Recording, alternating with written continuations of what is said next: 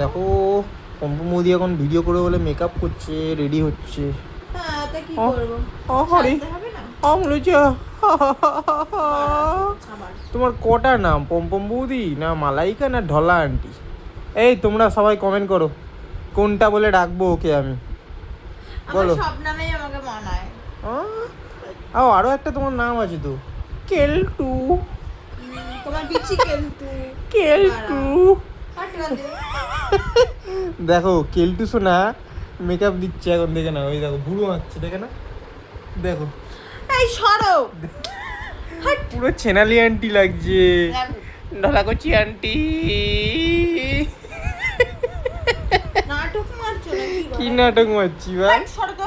হ্যাঁ এই রোদে ওনাকে এখন ভিডিও করবে, বাইরের অবস্থা দেখো, বাবা চোখ পোক তাকানো যাচ্ছে না। ওনাকে এখন এই রোদে ভিডিও করতে যাবে। হ্যাঁ আমার ফোনে ভিডিও হবে আমার। হ্যাঁ মানে চলো, আমার বেগুনটা পেটে দিচ্ছি, ভাজা হয়ে যাবে, সেটা দিয়ে খিচুড়ি খাবো। না চল। দরকার নেই। উল্টা পাল্টা সব কথা নাকি? ঠিক আছে, আমরা তো খারাপ, আমরা বাজে, ওই জন্য আমাদের মুখে বাজে কথা আছে। দেখো না সবাই কমেন্টগুলো কি বাজে বাজে করে।